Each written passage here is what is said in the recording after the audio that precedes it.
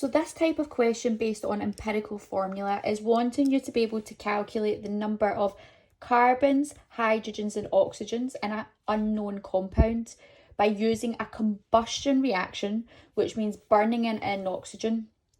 What that allows us to do is we can measure the mass of products which are produced, which are carbon dioxide and water. Remember, if any substance contains carbon and hydrogen and you burn it in oxygen, you will always produce carbon dioxide as long as it's complete combustion and our water. So what we have here is we have been given information. We know that the original mass of the substance that we are burning is 1.75 grams. We are told that the mass of carbon dioxide produced was 3.51. And we're told that the mass of water produced was 1.43 grams. Now, what we can do is we know the two products that are produced, so we can work out the gram formula mass of carbon dioxide. So that is 44 grams and water is 18. Now that we've got two pieces of information, we can calculate the number of moles of carbon dioxide produced. We do mass divided by the GFM. So in our calculators, if we put 3.51, we divide it by 44. That gives us a mass, and if we round that up just slightly to the third, we would get a mass of 0.0798 moles. We have got 1.43 divided by 18. And what we have there is we would have 0.0794 moles. Now, that is for all of the carbon dioxide and that is for all of the water. But we only want to quantify for the elements that we know are definitely found in our initial reactant. We don't know if the oxygens contributed in the carbon dioxide and the water are from the oxygen that did the combustion. So what we're wanting to do is we want to calculate the number of moles of our carbon which is present in our carbon dioxide. So for this, what we're wanting to do is we want to actually calculate the mass. So mass is equal to number of moles times the GFM. The number of moles we've just calculated as 0.0798 times by the GFM of carbon, which is 12.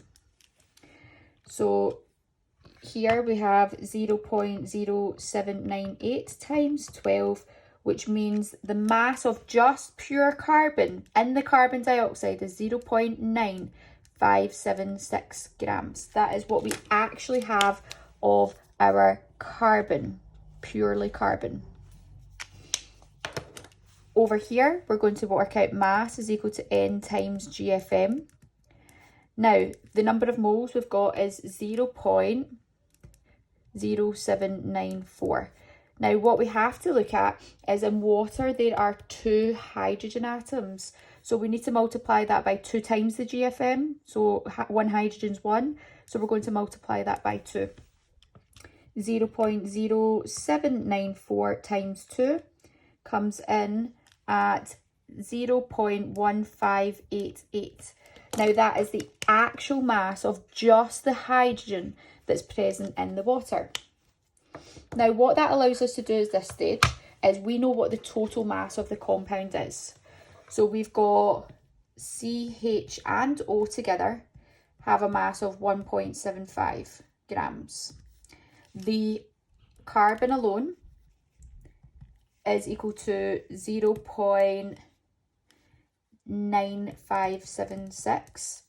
The hydrogen alone has a mass of 0.1588. So for us to calculate the oxygen, what we can do is we can take these numbers away from the original.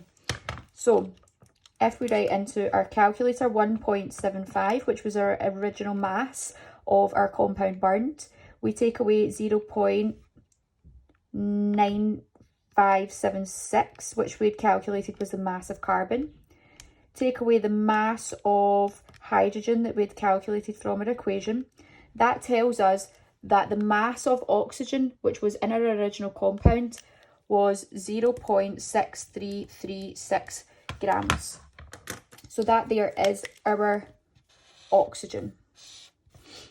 We're going to repeat the same steps as the percentage empirical formula and insert the masses given.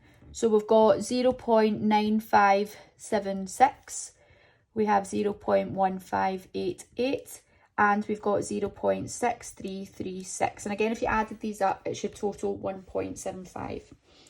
The GFM of carbon is 12. The GFM of just hydrogen is 1 this time. We'd already quantified it up here. We don't need to do that again. And oxygen is 16. We know that number of moles is equal to mass divided by GFM. I'm going to start with this one just because it's still in my calculator. So divided by 16, that would give me a number of moles of 0.0396. 0.1588 divided by 1 gives me 0.1588 moles of my hydrogen. I know it's the same as here, but we just double check our working. And 0.9576 divided by 12 for my carbon. Again, we can double check it here. 76 divided by 12 should give me 0.0798. That gives me my number of moles. The next stage is that we want to divide by the lowest number of moles. So when I'm looking at this here, I can see that the lowest number of moles is actually my oxygen. So I want to divide all of the substances by the lowest number of moles. So I would do 0.0798 divided by 0.0396 because that was the lowest moles. And when I put that into my calculator, so divide by 0.0396, that comes in at, we look at the second decimal place. If we were to round that, that would just allow us to have a ratio of 2. 0.1588 divided by 0.0396. Again, remember that's my lowest number of moles. We need to divide the hydrogen by that. 0.1588 divided by 0.0396 comes in at 4.01. Again, if we were to round that second number, it takes us to 4. And 0.0396 divided by itself will always produce 1. So at the moment, we can see that all the numbers here for the lowest number of moles when we've divided through are still whole numbers. So we don't have to do anything with those, 2, 4, and 1, which means the empirical formula, we're looking at carbon, I have 2, hydrogen, I have 4, and oxygen, I have 1, but we don't write ones, which means the empirical formula is C2H4O.